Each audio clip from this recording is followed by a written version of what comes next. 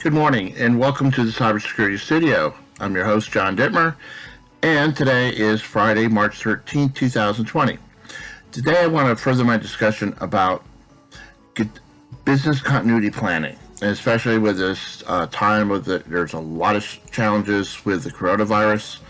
A lot of schools are closing, a lot of government agencies are forcing their people to go telework.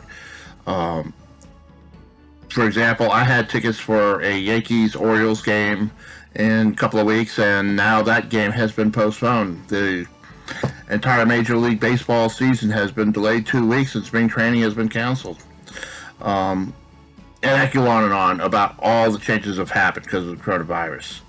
One of the important things I want you to know is that it's going to look like a lot more people are going to be telecommuting. And this is geared towards the managers. A lot of people still aren't comfortable with telecommuting. I'm a big proponent of telecommuting. In fact, and I wish more employers were more comfortable with it. And the reason why a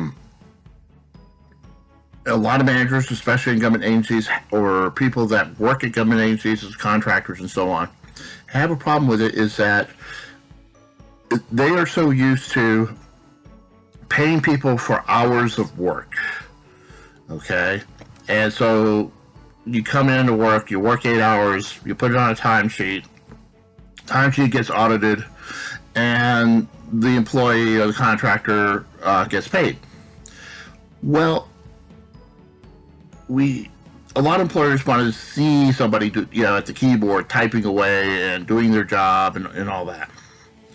And a lot of that comes from the industrial age where they're so used to people coming into work at a location.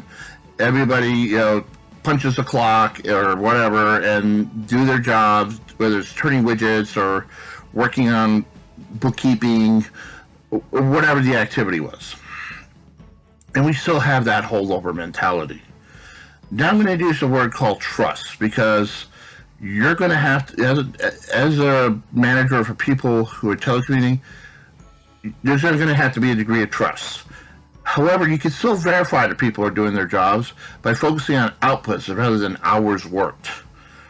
Now, a lot of that, in order to have trust to work in such a situation like that, you have to establish protocols about how people come in, do their work, and so on. For example, normally when I telecommute, I normally do an email, check it in, like, good morning. We'll call my manager Bob. Morning, Bob. This is John checking in. Today I'm going to work on, at least 3 different items. And, then basically keep an eye on my email, see what's going on, keep an eye on my phone in case somebody texts me or calls me throughout the day. So that way everybody knows that I interact with or whom I report to, that I'm actually doing work. And if they really doubt me, fortunately I'm in a situation where I can show my productivity in my email outbox, because a lot of times it's me working on a document and emailing it to someone to review or for approval and so on.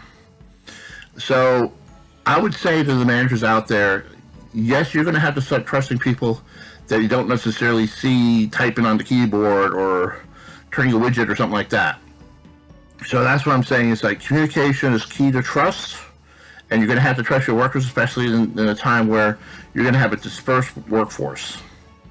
I'll give you a key example. I led a team of 6 people to develop the next generation information assurance vulnerability alert when I was working for Booz Allen about 10 years ago. And some of my team I've never met. I still haven't met them. We had conferences on a regular basis. We talked on the phone. We had certain protocols getting work done.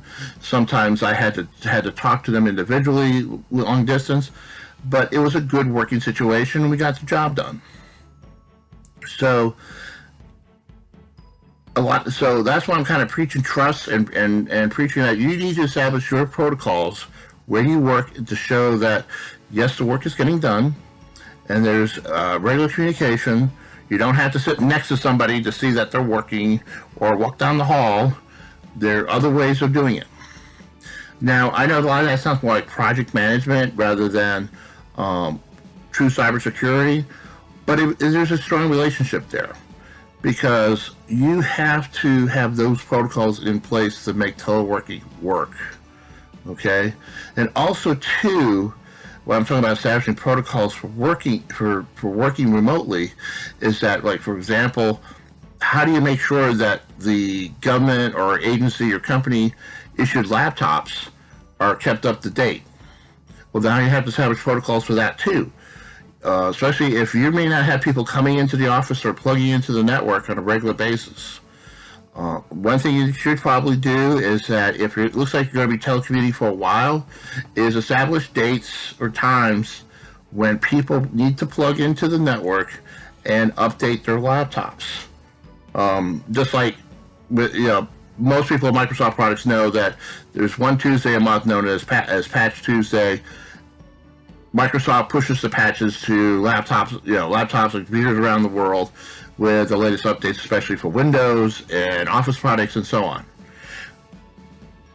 You should let your people know, and just like that, people should know when you're going to do your updates and when they should plug in to do their security updates and other upgrades to their software. So keep that in mind if you're establishing a workforce that's going to be working remotely. Also, too, make sure that they're trained to know, like, hey, if you're getting a phishing email, what do you need to do? Who do you forward it to? Or do you delete it or send a report in to some centralized help desk someplace? So think of all the things that a person has to do in the office and for security procedures, and figure out a way that they can do it just as well working remotely. You might have to think some of your procedures through that you never thought of before. Like, for example, like I was saying about the upgrades and updates and patching. Make sure you have your protocols in place so somebody says, oh, okay, it's Friday, 3 o'clock, plug into your laptop, get your do your upgrades. All right, I hope you find this useful. I would appreciate your support by, if you're on YouTube, liking and subscribing, or becoming a patron on patreon.com. The address is up there. And I look forward to having another chat with you. Take care and have a great and safe day. All right, I'll see you later. Take care.